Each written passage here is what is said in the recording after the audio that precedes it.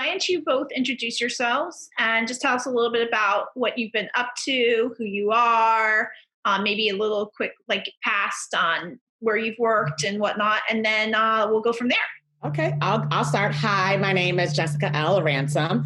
I'm a reality TV, documentary, and commercial and branded content producer. So basically my background is starting out in agency producing side for a couple of years, then going into reality TV for about 6 years, various shows like Teen Mom, 16 and Pregnant, a lot of HGTV shows, some documentaries, some crime shows. And then after that, I went back into the commercial world doing on the production company end. So I was on the vendor side, and I did that for about 5 years. And then I now start working in branded content and documentary. So that's basically where I'm at currently. But yeah, my background is kind of just like, I produce whatever you throw at me. That's basically a little bit about me. I've been in the business for over 10 years. My name is Leyla T. Rosario. I'm an executive producer, director, cinematographer. I consider myself and represent myself as a multidisciplinary artist. I think that working in this industry for so long, I'm someone who loves to learn everything, especially on the technical side. So for me, as much as I can continue to absorb things and evolve as production evolves is just the way I like to look and work at things. I come from agency as well. I currently work at Ogilvy as the executive producer on Instagram. In addition to that, I also direct content. I work on original branded content as well. And I also shoot. Some of my projects that I've been working on is the gig series with Jessica L. Ransom. And then in addition to that, like clients that I've had previously, even 2019, Spike DDB, Cadillac, Hennessy is another big one. And yeah, that's it. Very cool. And how are you working from home? Like, how are you guys doing working from home right now? Do you enjoying it? We're zooming 12 to 13 hour days every day. It's been interesting. I think a lot of companies have been transitioning into this where you're doing offline edit sessions on Zooms. You are working, like for us, we're working in a way that it can be as efficient as possible, where we have our animators and our post-production team doing unsupervised and supervised sessions. And when we are having supervised sessions, it's through Zoom. And it's been very interesting, to say the least. Gosh. How are what I'm super curious about is like, how are the creatives, like when you're like doing a Zoom or whatever edit? Like, yeah. Are they in? Are they out? Are they paying attention? Like, I mean, I'm sure it depends on the person, but like, yeah. Generally, is there like a stereotypical thing that's happening? Hands-on, generally very hands-on for this team, very hands-on, very detailed with prescriptive information and feedback. And yeah, it's been working. Good. That's good to hear. Mm-hmm. Cool. So why don't you ladies tell us about, all right, how did you guys get together? And then how and why did you guys start the gig series? Leyla and I actually started, I would say we met because Leyla was producing another show called International Wedding Guests, a personal project. And she was interviewing me to give my perspective as a single queer woman in New York City. And we started bonding over that. And I have a background member in television and commercials. And I was telling her, like, and I produced already a few concepts and that I have pitched to networks. So I pitched a few ideas and I was just giving her tips like, hey, here's how we could pitch this and that. So we kind of bonded over that project. We worked on that project together. And then the gig was kind of born in I'll let Leyla take it away, in 2019, just basically a need we saw for, highlighting diversity within the production, film, and TV world. So that's basically how we met. We started out on personal projects, International Wedding Guests, and that was in 2013, I would say. I would say even sooner. I would say 2010. Oh, wow. 2010 is basically, it's been 10 or 11, somewhere around there, yeah. So it started out there, and then just us trying to pitch that concept, getting that off the go around. We actually met with a few production companies, met with a few networks about it, really close to getting a deal, honestly. Yeah. And then from there, we stayed friends, and we worked side by side on a lot of other projects too, as well, outside of the gig. And that's when we decided to do it. Yeah, I mean, just echoing what Jessica said and adding to that, we we saw the gig as a need for women of color, for representation with the LGBTQI community in the production world. And we did not see a platform or anything that was representing a community that really does contribute to the production world, and just a lack of a voice. And because Jessica and I have been producers for so long, we said to ourselves, this came out of a need, is a necessity, right? It came out of a place of, we want to see things that represent us, and that we know that there are plenty of people out there that we work with too that would also support the direction of the gig as well. Yep, and we also saw a need as well for queer and POC and women critics, especially with film and TV. If you look at even Rotten Tomatoes, it's still very white male heavy in terms of giving reviews. So we were like, all right, let's give our take on various shows. Also highlight some diverse content that no one's watching and nobody is really talking about. So that was another thing. We were like, let's add this component as well. Not only just interviewing women and people of color, let's now add in another element, which is film and TV reviews, to give people, because some people like our movie reviews, some people like our informative content, some people like our comedy. Yeah. So we also do live stand-up comedy, which is basically making fun of movies, but in a live format. Yeah. So stand-up's on pause right now, but when you do stand-up, where do you do it? Bitter End, yeah, over in the West Village. Yeah. Okay.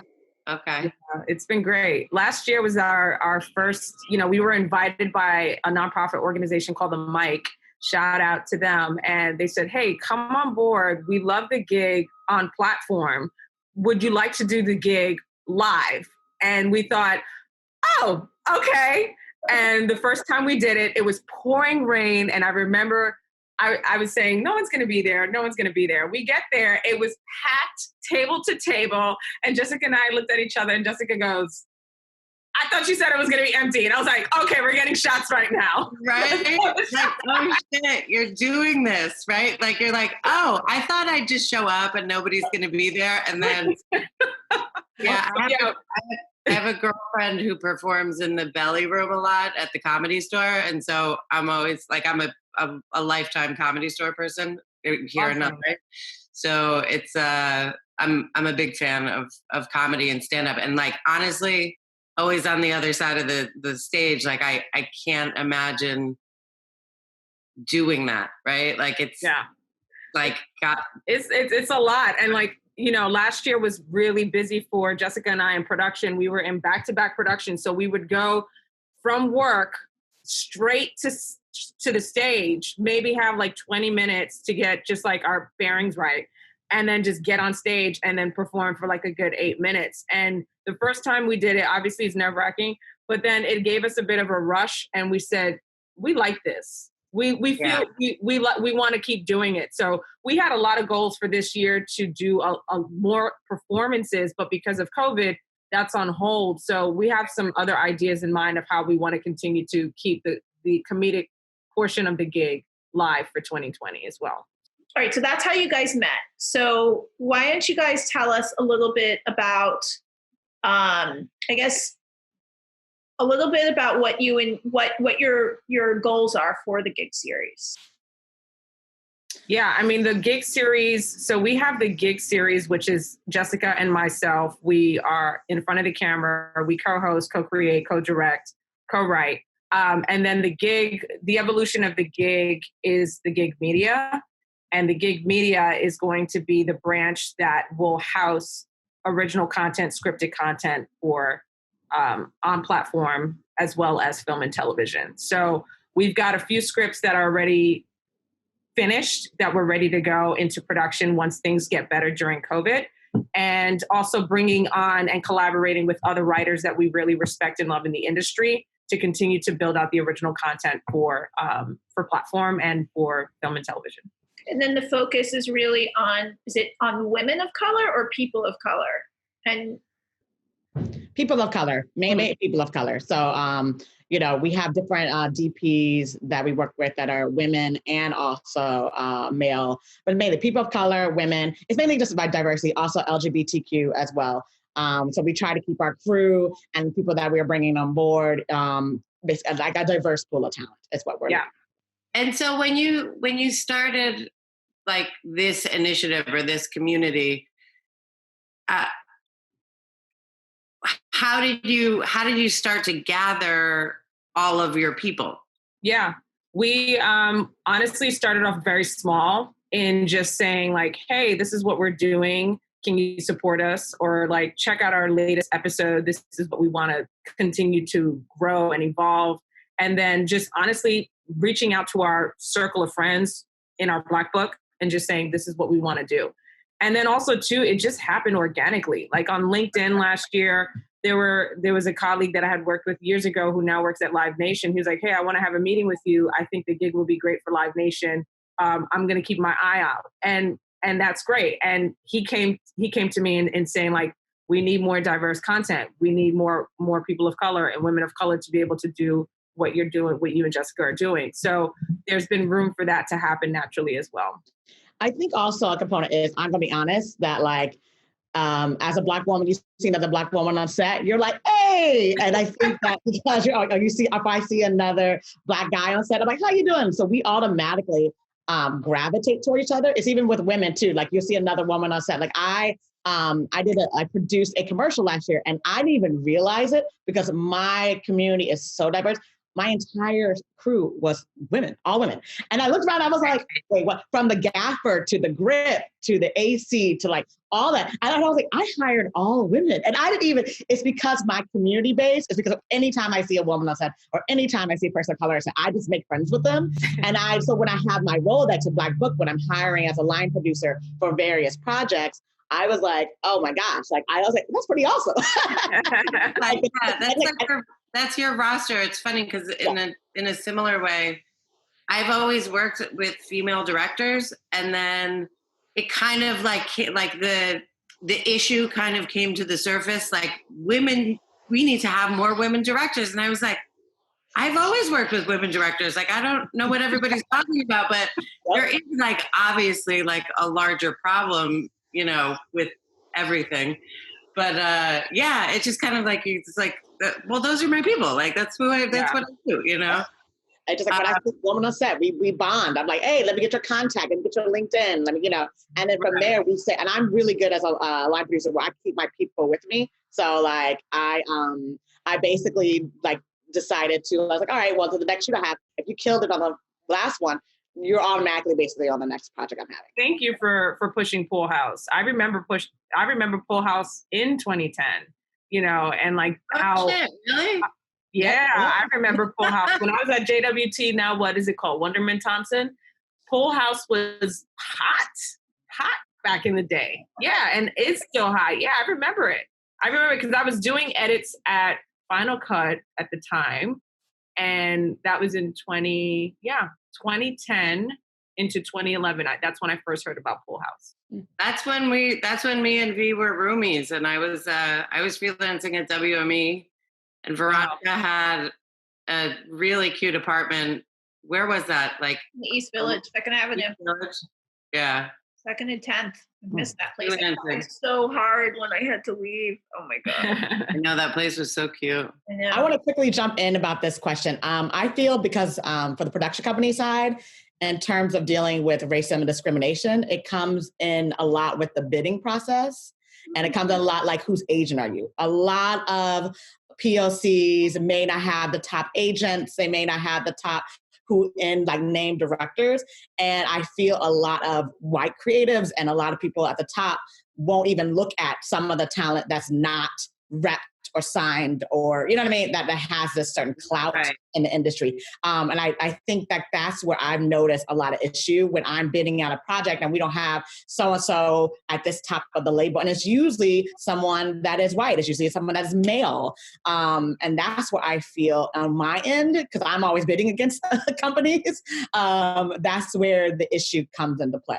And I feel like I was like, hey, I got this really great production designer, but because they're not with, Abrams or whatever agency it is, they're not even giving them a chance to even come on board. I think we need to change that mentality. We need to look at people's real and people's talent versus, who they read by and what name they have, and be willing to take a chance at some of these amazing artists that might not have agents yet.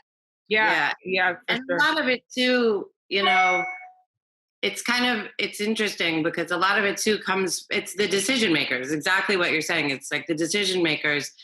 And So it's really interesting. I worked at CA marketing for a couple of years, and I would go to their retreats and all of that stuff. And they were like kind of attacking the issue of diversity from the ground up. Mm-hmm. So essentially it's like, okay, we know that there's a bunch of old white men at the top who are going to be the decision makers. We can't replace those people right now. But what we can do is we can, what they started doing is they started, everybody starts in the mailroom there. They started diversifying, like forced diversifying the mailroom, right? Mm-hmm. So also the mailroom in CAA, it's a lot of kids in Hollywood's kids, right? So they started like an internship program, and they literally rented an apartment complex and started staffing it up the way that the world works. Mm. And 2 years later, all those kids are now junior agents, and now they're the ones reading the scripts, and they're the ones feeding things to Hollywood, essentially. And so it was a really interesting way to see how they kind of figured out, like, okay, well, we can't lose the guys. The guys at the top are going to fight till they die to stay there, but we can bring people up from the mailroom, and then essentially those people will influence the people at the top, who influence the people at the top. And then, so I just thought it was like a smart way that they did it. And now you see it on TV. I mean, they're the biggest talent agency in the world, and you see on television more things coming in through the pipeline, I mean, same way in television too, especially with the writers' room. Yeah. I think that's another thing. Go ahead, Leyla. My biggest challenge for me within these last 2 years is getting brands to approve female directors, specifically women of color, and also to paying them the same rate that they deserve to a white male director. And there have been moments where I've been okay in knowing, like, I'm okay in losing this job. Like, if I get written off as this producer, as long as I know I just fought for the next woman, especially the next Black woman, Latinx, Asian woman director, to fucking get the money that they deserve, and to also get the job that they deserve, and fighting for that. And I think I'm unapologetic about it because I'm passionate about it, and because I care that much about the art, the craft, and also seeing that director really getting the opportunity, but getting paid what they deserve. And there have been times that I've won that, and there have been times that I've lost that. And, the directors that I've been able to award them those jobs will talk about it afterwards, and they'll even ask me, like, hey, can you explain to me why there was not enough money to pay me this? Like, granted, I got the opportunity. Explain to me why. And I have to have those hard conversations. Like, it's because they don't see you as an equal, and I'm fighting for that. They don't want to pay you the kind of money that you deserve, and that's what I'm fighting for. I've even had clients say to me, like, well, whose side are you on? Are you on the vendor side and the director side, or are you on our side? It's like, I'm on everyone's side, but we also can't abuse the right to take on production people and then just like underpay them or overlook them. And I'm really passionate about making sure that we level that up in the industry as well. I'm confused about that, actually. That confuses me because, I haven't heard that before. And I guess my point is that, look, I see some directors at certain levels, like A++ level. It doesn't matter if they're white, Black, whatever.